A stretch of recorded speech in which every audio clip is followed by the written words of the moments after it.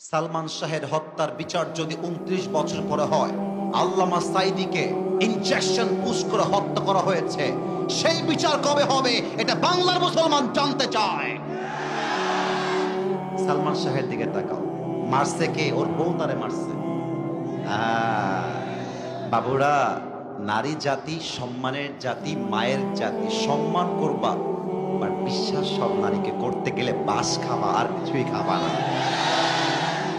আর একটা কথা মাথায় রাখবা, বেশিরভাগ নারী নষ্ট হয় মায়ের জন্য। মা নষ্ট, মেয়ে নষ্ট। মা ভালো, মেয়ে ভালো।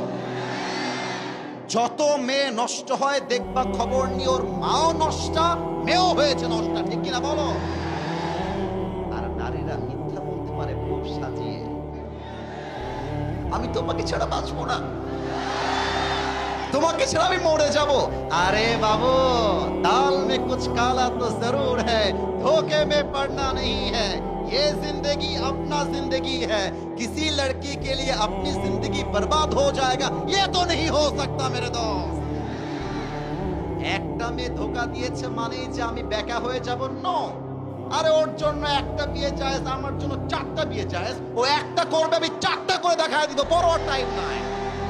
29 বছর পরে ইনভেস্টিগেশন করে আপনার সালমান শাহের খুনি বের করছেন, আর বাংলাদেশের কোরআনের উজ্জ্বল নক্ষত্র, কোরআনের পাখি আল্লামা সাঈদীকে জেলখানায় ঢুকিয়ে 12টা বছর নির্যাতন করে শহীদ করা হয়েছে।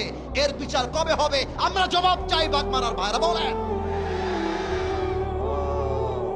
নায়কের বেলায় দরদ উথলায় পড়ে, আলেমদের বেলায় দরদ উথলায় না। কারণ আলেমরা তো ভারতের দালালি করে কথা বলে না।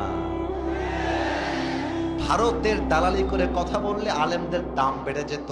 মাথায় রাখবা, এই বাংলাদেশ ভারতের জন্য স্বাধীন হয় নাই। এই বাংলাদেশ স্বাধীন হয়েছে মায়ের ইজ্জতের বিনিময়ে। এই বাংলাদেশ স্বাধীন হয়েছে হাজারো যুবকের বুকের তাজা রক্তের বিনিময়ে। এই বাংলার একটা মাটিও আমরা ভারতের জন্য ছাড়তে রাজি না।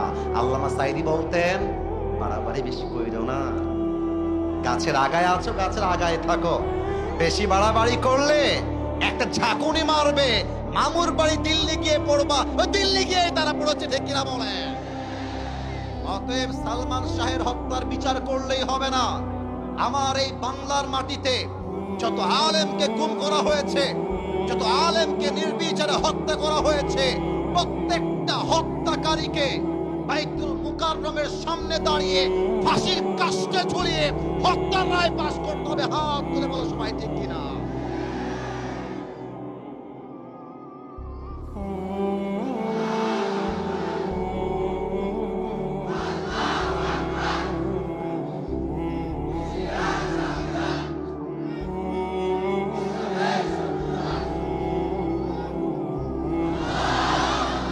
আল্লাহ যেন স্লোগান কবুল করে, পড়েন সবাই আমিন। আগামীর সংসদ আমরা কোরআনের সংসদ দেখতে চাই। ব্রিটিশ আইন চলবে না। এই বাংলাদেশে 90% বেশি মুসলমানরা রয়েছে। বলেন না ভাই, বলেন বলেন। তো যেই দেশের বাসিন্দা 90%-এরও বেশি, সেই দেশের আইন ব্রিটিশ আইন দিয়ে চলে কেমনে? আমরা তো বুকের তাজা রক্ত ব্রিটিশ আইনের জন্য দেই নাই, আমরা বুকের তাজা রক্ত দিয়েছি বাংলার মাটিতে ইনসাফ কায়েম করবার জন্য। বলেন।